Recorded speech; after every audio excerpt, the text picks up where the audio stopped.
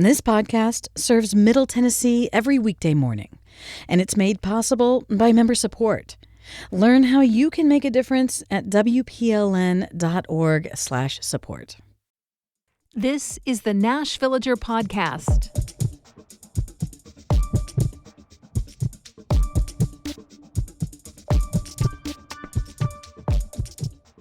It's August 29th, 2025. 20 years ago today, it became clear that one of the most significant natural disasters in American history had hit the Gulf Coast. Hurricane Katrina made landfall several times over 2 days, first bouncing across Florida on the 28th, then back over the water, picking up steam to become a Category 5 storm before it hit Mississippi and Louisiana, then again back to the water, only to make yet another landfall in Louisiana and move northward as an inland storm. And that's actually when it became particularly deadly, as the storm surge broke the levees between New Orleans and the bay known as Lake Pontchartrain. When all was said and done, more than 1,800 people had died, and $108 billion in damage was left behind. I'm Nina Cardona, and this is your daily digest of what's happening around Middle Tennessee with historical context from Nashville Public Radio, WPLN News. There are just a few storms so deadly, so costly, so terrifying that people will remember their names for years. Camille, Sandy, Dennis, Hugo, Andrew, Katrina, Helene. I started college in South Carolina 5 years after Hurricane Hugo pummeled that state's coast. The storm was still very present in people's lives. During freshman orientation, my classmates bonded over swapping stories about how they sheltered from the Category 5 storm and how it had changed their hometowns. But honestly, as an outsider, when I went home with friends who lived in the Low Country, I couldn't spot the lasting impacts of Hugo unless someone pointed out an empty spot and told me what used to be there. The wounds were there, but they were healing. Katrina's a different story. My daughter lives in New Orleans now, and visiting her there, I can still sense the intense impact that storm has on the city yet. People talk about it, of course, and you can still see it. Driving into the city on I-10, the wounds are still clearly visible from the highway. Neighborhoods near that levee that broke were clearly built to have densely packed blocks of houses. Except 20 years later, a significant number of lots are empty, with other houses still standing, but clearly abandoned. In our own way, we felt Katrina here in Nashville, too. Ripple effects, anyway. The waves of people who escaped from the storm reached this far. For weeks, multiple Middle Tennessee shelters gave evacuees a place to stay. A significant number ended up making our communities their new home. The state had to set up a cooperative program with the governments of Louisiana and Mississippi to help people who ended up here apply for and collect unemployment benefits from their state of origin. And Tennessee officials, watching how things played out to the south of us, treated that storm as a wake-up call. They took a closer look at this state's emergency readiness and reevaluated our action plans. In a lot of ways, Katrina was a lesson for all of us in how poor emergency response can pile on and make an already bad situation worse. There were issues with how local and state governments acted, glaring errors in the response from the Federal Emergency Management Agency, just problems upon problems all around. And now, with major federal cuts to agencies like FEMA and huge changes to how aid is awarded and allocated, there are giant question marks about how things would go if another Katrina were to make landfall now. Of course, folks in East Tennessee are still grappling with the direct impact of another of those giant named storms, last year's Hurricane Helene. To date, the FEMA webpage for that storm shows that $36 million in federal aid have been approved for individuals and households in the state. Local government agencies have been granted $245 million. Taken by themselves, those totals would make it sound like recovery is well underway. But the rollout of assistance last year was an absolute mess. Swirling rumors made an incredible number of people either scared to cooperate with federal agents or convinced them that there wasn't going to be any money, so why apply? The governor decided it was better to redirect TennCare funding and use it to offer loans than to give money from the state's rainy day fund to help Tennesseans devastated by a literal rainy day. And remember, There were big assistance totals after Katrina, too. But just because the numbers are high doesn't mean they're enough. The actual recovery formula, in its most simplified form, is financial aid plus rebuilding efforts minus the community's pre-existing challenges. Some of those challenges, like poverty, seem to exponentially increase after a disaster. Others, like challenging topography, complicate recovery efforts in ways that keep aid money from going as far as it would in places with a simpler landscape. The counties hardest hit by Helene were among the poorest in the state, if not the nation, and the mountains and hollers of northeast Tennessee are notoriously difficult terrain. A few roads and bridges are still closed from the storm. Countless businesses have yet to reopen. In Unicoi County, one industrial park was completely destroyed. The state just announced it's giving money to help 3 companies there when they're ready to rehire and start up operations again. But some of the firms that used to do business there don't seem to be on track to ever reopen. That means an already poor community where people are struggling to rebuild their homes and personal lives has significantly fewer available jobs than before the storm. See what I mean about the storm having an exponential effect on a pre-existing problem?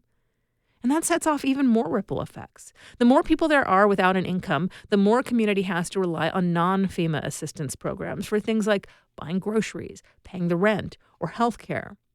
And so you get a situation like one we had in our newscasts this week, also in Unicoi County. The hospital there was flooded by Helene. Initially, the company that runs it, Ballot Health, expressed the intention to rebuild. But now that the big, beautiful budget bill has cut $1 trillion from healthcare funding, which that community needs now more than ever, Ballot is suggesting that maybe they'll just build a freestanding ER instead. This is the way disaster recovery problems can snowball. And while there are a lot of differences between Katrina and Helene, it's hard not to think that there may end up with at least one giant similarity. The way things are going now, 20 years in the future, someone driving through parts of East Tennessee could very well still be able to look out from the road like I did in New Orleans, see obvious signs of life and commerce gone missing, and say, oh, that must have been from Helene. Every month, Nashville Public Radio's music station, WNXP, picks a Nashville artist to feature. This August, it's been the Black Keys. More on that is coming up after the newscast.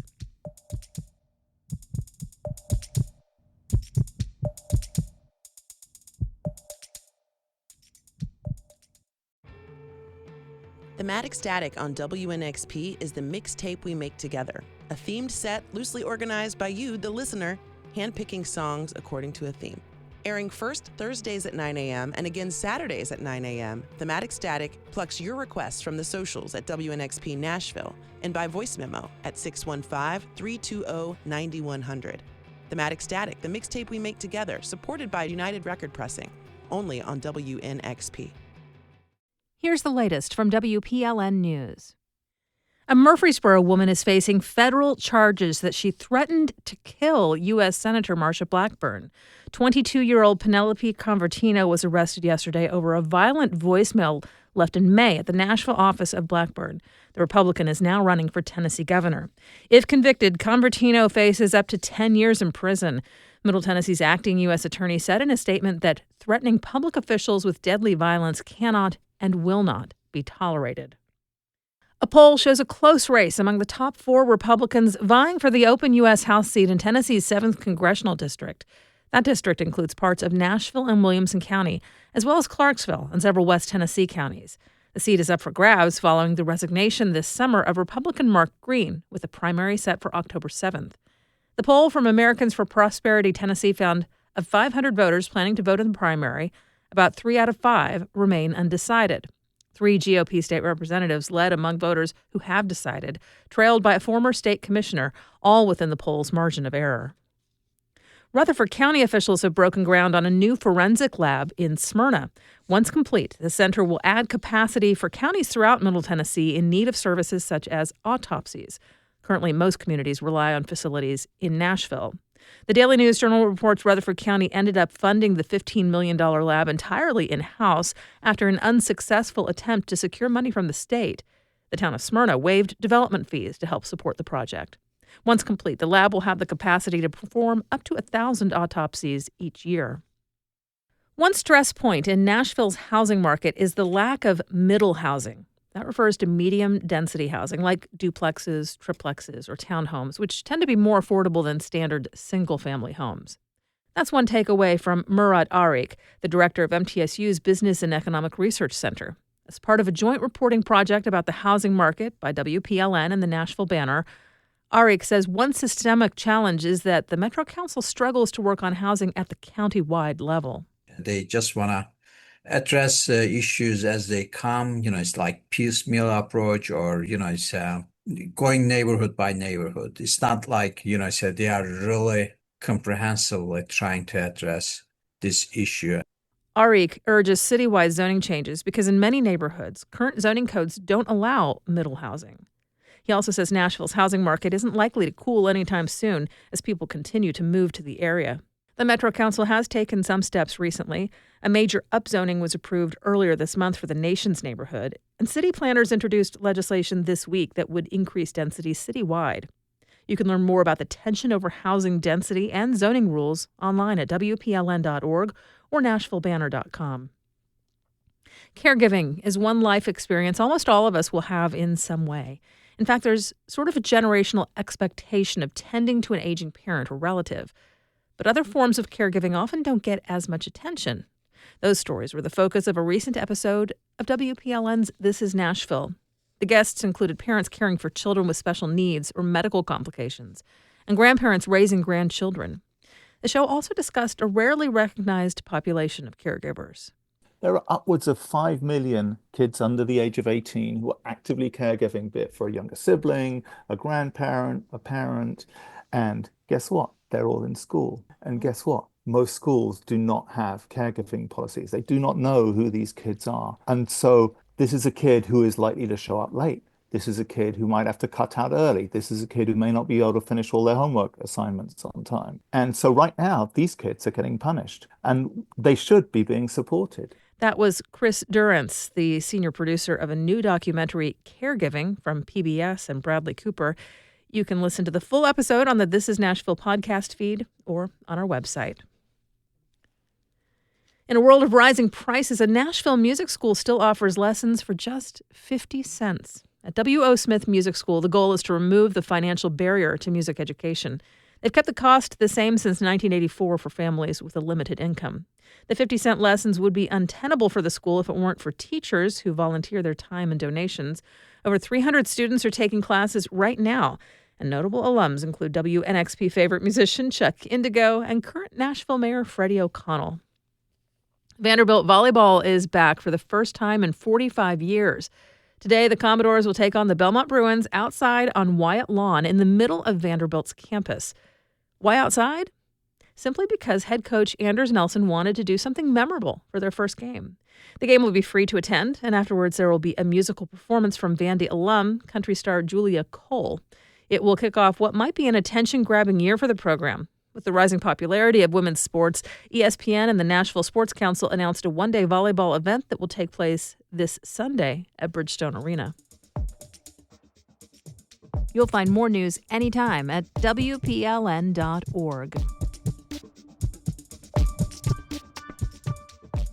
The Black Keys have called Nashville home for 15 years. In that time, Dan Auerbach and Patrick Carney have contributed in big ways to the growth of the city's music scene. They're responsible as producers for nearly 75 full-length albums by nearly as many artists. The Black Keys are WNXP's Nashville Artist of the Month for August. Jason Moon Wilkins sat down with the band for a wide-ranging conversation about everything from their new album to the scene on Lower Broadway. Here's an excerpt. Earlier this summer, we sat down with the Black Keys inside Dan Auerbach's Easy Eye Sound studio. Covered a lot of topics, including why the band chose to move to Nashville back in 2010. I mean, it's always been the mythical music city to me, and I would come here with my dad when I was in high school, and we'd go down to like Roberts and stuff. So it's like very fond memories of the city, you know what I mean? But then when I came here later on as an adult and hung out for a few days and, saw what was going on in the city, it just felt good. I wasn't like ready to go to a big city like LA or New York, you know. I still wanted it to kind of have Midwestern feel in a way. You know what I mean? Like small town feel. And it did at that point when I moved here. Yeah. So, and then, you know, all the incredible musicians and songwriters who were here was just like the big draw for me. I really wanted to be around all of the musicians. Jumping ahead, what are your feelings about it now? You've invested in this place. You've become part of the community. How do you see this Nashville versus the one, just 15 years ago? You know, it's easy to like complain about the traffic or something, but but then you go to LA and Chicago or Atlanta and it's like 1,000 times worse. And well, I think, dude, I mean, also just like all the benefits of living in this city are still so overwhelming. You know what I mean? We grew up and we lived for 30 years in a town that was crumbling, literally around us. Like downtown in Akron, Ohio, downtown was literally porno theaters and pawn shops. That's the best businesses they could get to come occupy the space. There are no jobs there. Yeah, we never lived anywhere where you buy a home and it appreciates. Yeah, that was not anything we. I mean, like this is real thing. Like this is real thing. We lived there for 30 years. We're like, we're old guys. We're like 45. Like we lived there for most of our lives, and it was like a place that we were watching die. And so, like anytime someone complains about the growth in Nashville, like I feel it as far as like the cost of housing and stuff. But I'm like, man, it's really crazy to be on the upside of things. The amount of resources that are here, the amount of opportunities that are here is pretty profound. Yeah. I mean, I loved Nashville when we first got here, and I loved it because it felt like a more healthy Akron. It was like you could go whip downtown, no one was out. Like Lower Broadway was just full of losers, which it still is, but it was less of them. And and I just I don't go down there anymore. But no, that's we make a living touring, so being centrally located was so much better, and having an airport where you could actually get flights to places was incredible for us. It really changed things. Dude, you want to hear something crazy? I do. When we first made our first record, I was living in this house, and the house was sold like the year earlier to the landlord for $46,000. It went up for sale last year for $39,000. Wow. Yeah, it's like it was grim. I took my son there to because I was just in town and I wanted to show him where we recorded, and I was looking around. I was like, I don't think we should get out of the car. No, you should not. I just was just like pointed. There it is. It had an eviction notice on the front door. Yeah, you should not get out of the car. That's the house. Yeah. It's a dead end.